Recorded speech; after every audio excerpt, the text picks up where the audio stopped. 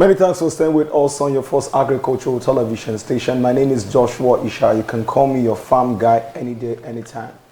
Agriculture is the production of crop and animal useful to man and industry. That is at least the minimum definition of agriculture. And no doubt, any sustainable economy in the world actually leverage on agriculture as the bailout system to be able to create employment and better still sustain the GDP of any traveling country. And Nigeria is not an exception when it comes to that. And one of the most important aspects of agricultural production is meat production. The average cost of cow meat, the red meat, has really skyrocketed. And of course, people are beginning to opt into other options, which is broiler production. Today on the program, we'll be looking at broiler production, all you need to know about it. And of course, as usual, right here on this very program, on your first agricultural television station, we go as far as we can to make sure we bring to you the best hands, the best brains, the best expertise, so they can be able to share their opinion as to a very important topic that has really affected a lot of people out there. And we have none other but Bola Olutade again in the studio, the Chief Animal Scientist with the Agricultural Research Council of Nigeria. Mr. Bola, it's good to have you here again. Yeah, good to be here again. All right. Thank you for having me. All right. Now, broiler production, of course, everybody has a style, rearing them, style and pattern, but the end of it is to make money. Yeah. Now, we want to know, what does it take to run an amazing, successful, profit-making, I repeat, profit-making broiler production? Because at the end, some tell you, okay, get the chicks right. Some say, no, the pen needs to be proper. Some say the feed has to be good feed. Some say, come on, you can compromise with the feed. You can get concentrated together. What does it take holistically to have a successful, amazing broiler production? Thank you for having me today again on the program. As we know, broiler production, it's an aspect of poultry rearing that deals with poultry meat production. So broilers take a very short time to grow in the farm. They are specifically bred for meat, and they are specifically bred to attain a certain weight within a short period of time. So now, for you to do that, you should know that such birds will require a lot of things to help them to maximize the quality that is built in them. So now the first thing is you must get a very good site where you're going to have them. The site selection is number one. Then two, when you are building the pen, it must be a very, very conducive pen for them. We know that in this area of the country, that our weather are always on the extreme. During the hot period, it's always very hot, and during the cold period, it's extremely cold. So you have to build the pen in such a way that it will be very, very conducive for the birds during the extreme weathers. So that's true. Then three, you must get your DOC, that is the day-old chick, from a very reputable source that have track records, that you know that when I get, especially when you are a first-time farmer, that you don't have experience before, you must get your DOC from a very good source, a very good farm with track record. So now, it's not just getting a very good DOC, you must prepare, give them a very good environment for them to grow. So now, that means when you build the pen, you must have, for the breeding aspect, provide good brooding facilities for them, that is providing heat for them. Then the watering system must be very good, must be running. Then the feed, which is very, very important. The feed is almost 75% of the cost of production of broiler, if not over now. The feed is about 75% of the cost of production. So now, if you miss the feed, you miss the production. So you must have quality feed for the birds to grow, so that within the day-old and 5 weeks, which is 42 to 7 weeks, 49 days, you should be able, 6 weeks to 7 weeks, you should be able to take your birds to to the market. Some people, they feed their birds to the extent that by the 5th week, they already attain 2 kg to 2 point something kg, which is ready for slaughtering. So now, the quality of the feed, the water, and the chicks play very important role in broiler production. Oh. Yes. Well, interesting. And now, I realize that poultry production is a game of weight. Yes. Is a game of weight. Yes. Now, there are some sort of poultry, they feel when you feed your birds almost all the time when feed is available, they end up defecating. Now, losing, even though, anyway, they call it pool money, you know, even though that's many as well, but that's another topic for another day. Yeah. But now, how factual is that? What is the best way to gain their weight? Because I've gone to a poultry where I saw some particular, what's it called now? Some particular birds in a particular pen. They say they eat a lot, but they don't really grow like others. So what's the rationale behind this sort of cliche? Well, for broiler production, there are 3 classes of feed you give them. The first one is the pre-starter. That's the one they take 0-1 day up to 10 days. So it's very rich, very high in protein to give them a good start in life. Pre-starter. Then the next one you take is the one between 11 to 21 days. That's the starter. So now the protein is not as high as that of the pre-starter, but the energy is very high at that point because they now need more carbohydrates to join others. Then by the 22nd day till when you slaughter them or you take them to market, they'll take finisher. So now these classes of feed are different classes of protein, different level of protein, carbohydrate required at that particular stage of their life. Now, it is not just having feed that have those protein. There is certain amount of feed you give to each bird that you calculate for each bird per day. Oh. From day 1, you are supposed to give 20 grams of feed per bird per day. You calculate it. That, let's say I have 100 birds here. So each bird is supposed to take 20 grams of feed per day. So how many kg did they need per day? That's 2 kg for their first day. So up to their the second day, you increase it 22 grams per bird per day. The third day, 24. So you see that it will graduate to 2 grams per bird, 2 grams per bird, up to about 7 days. By the time they now reach that, you just continue to graduate it like that. Because you don't just say, I gave them 2 kg today, it must be 2 kg tomorrow. It's a lie. Because that first day, when you put them on scale for the second day, they are not the same weight again. Yeah. So now the body require a higher amount of feed by the second day. By the third day, they move again. They are growing. As they are growing, they require additional quantity of feed. Wow. You understand? So that is how you do it. You graduate it 2 grams, 2 grams per bed, 2 grams per bed, till they reach when you take them out of that. All right. Now, I discovered recently that when a bird is hairy, that's a sign that it's not having much flesh.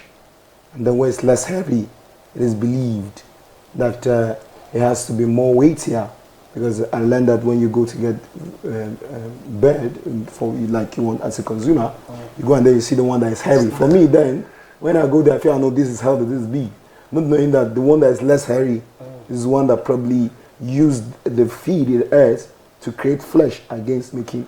What causes this? Is it the feathers you are referring. The yes. Feathers on the bird does not really determine the weight of the bird. Okay. It has nothing to do with it. There are some birds that are rare. They are breed in a way that they grow less feather. So they have more flesh, you see it on it. But even those ones that have feather, when you scale them, the amount of feather or the weight of the feather does not have significant impact on the weight of the birds. Do you understand? Because most time when you want to scale birds, we scale most time the carcass. That is after you have removed the offals, you have removed the feather. You that you are buying in the supermarket, you are not buying with the feather. And people that are buying in the open market, they don't buy with scale. Okay. They don't buy with scale. Yeah. So now the feather doesn't matter because you're just carrying the birds. Okay, how much? 20,000. You've just priced it. It's your pricing power. But when you come to supermarket, we sell carcass per weight because it has been dressed, it has been packaged, so it is the scale. So there, you don't know if the birds even have feather or it doesn't have feather. But for the producer, yes, you want a breed that will maximize the feed you are giving them, that will bring out the best from the feed. So you don't need feather, truly. You just need the bird that is stronger. Now, but if you do that, there is a function that feathers perform for birds. Protect them from cold. Okay. Give them body warmth. Yeah. Now, when you rear birds that does not have feather, you should provide that warmth for them in the house. Okay. So now, what you're not getting from the feather, you are providing for them. Yeah. You can say it's vice versa. So it doesn't really matter if it has feather or not. But what you want is the body weight, the body gain per feed you give them daily. Okay. Right now, quite interesting. Now, before we go on the feed issue now, what is the peculiar feature on a good DOC? Say, for example, I go to the market. When you get to the market, they open the carton for you. You see the birds, they're active. You see their hide is bright and jumping. Not that you see them, they're like shivering, they're couching in the box. You see them before you open the box. You see them jumping. They're making it. You see the harbor very sharp. They are looking at you. That shows you that DSC is very active. Is very okay at a particular time. Not that you see them. All of them they are sleeping in the box. You carry even you are touching them. They did not even raise their head up. You should know that DSC something was wrong with them. But the one that before you even open, they are already jumping out of the box. They hold that you should know that one is a very very good DOC. Okay. Now, one of the main problems that's making a lot of poultry to pack out of business is the cost of feed today. And just like you're saying in the introduction, that the feed constitutes 75% or even more percentage of the number of the cost of production. Yes, the cost of production. So now, is there any alternative now to saying, say for example, today you don't have the feed for that? Can you actually compromise? Is there any other way you can actually substitute, or no feed, no feed? As a commercial farmer, there must be feed. Okay. Because you must have had a cost of production. Even woman being the drink garri some days. Hello, sir. For every kg of weight your chicken loses, it takes 7 to 14 days to bring it back to that same weight. So now, you can lose that weight in a day. Yes, but it will take 7 to 14 days for it to gain that weight. And you have to feed it. And you have to feed. So why don't you just feed them so that they will not lose that weight? Because what it will take you to bring it back to that weight is far, far beyond what it loses.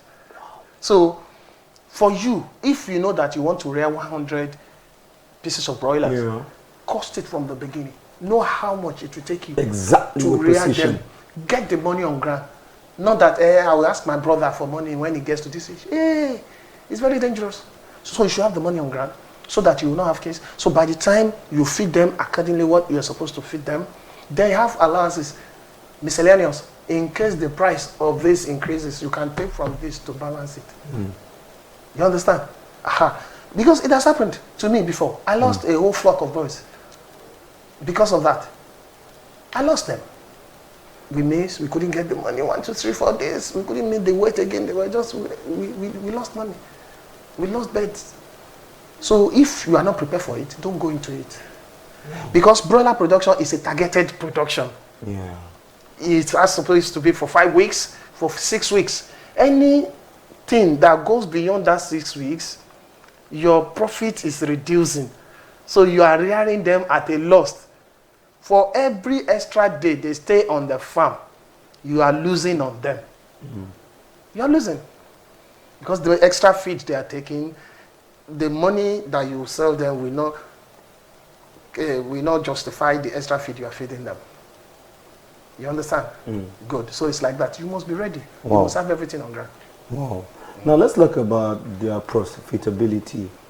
Now, say for example, you're able to spend like 100,000 naira to rear, say, 10 birds. Like, what's the gain?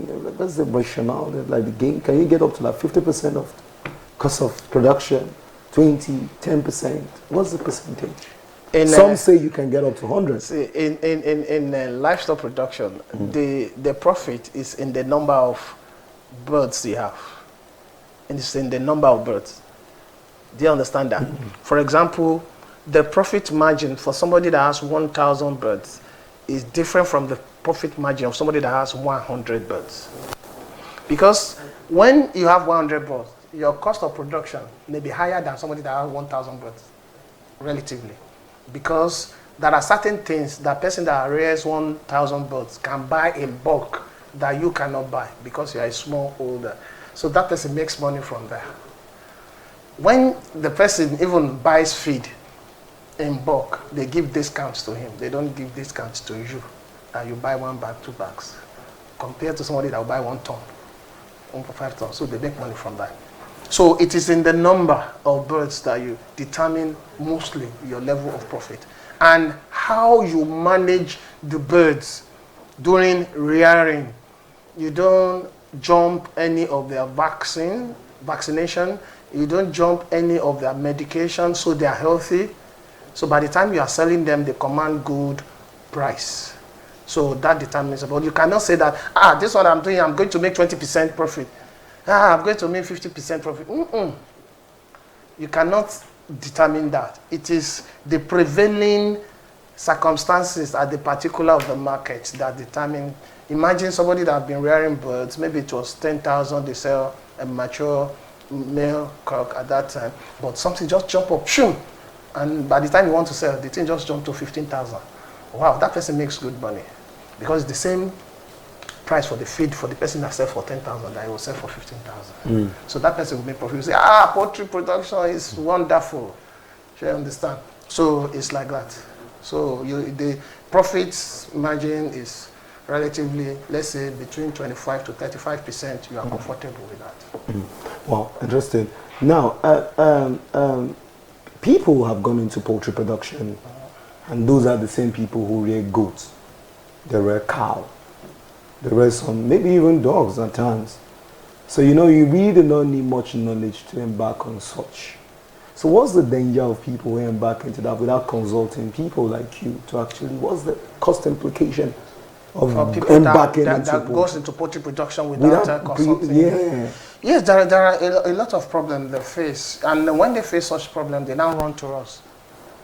We always advise people that before you go into any livestock on a commercial level, you should have an animal scientist, a veterinarian, consult them, have a prior knowledge of what you want to go into, what you are supposed to do, the requirement, the equipment, the medication, the vaccination that you're supposed to go through. Let them give you an insight, but people don't want to pay for information. They don't want to pay for information. They want to be the vet, they want to be the animal scientist, they want to be the manager, they want to be everything. No, you have to pay for those services for you to maximize your profit on your investment. You must consult professionals, because they are the ones that will make that your profit that you're looking at to be a reality. All right. Now, every business has its problems, So, and of course, it's very peculiar with poultry production. You can wake up in the morning and find out that everyone is gone in just a minute. So what are the measures one should be very careful about? Because like coccidiosis rather, and some Newcastle disease. Yes, Newcastle disease. Yes. In this our area, I think that there are the two major debilitating diseases that we have. The coccidiosis, especially in broiler flock, then the Newcastle disease, then the gumboro. Yes, but if you rear your birds in a very hygienic environment, you don't allow your litters to be wet, because wet litters will allow pathogens to grow. the disease-causing organisms to grow to thrive very easily.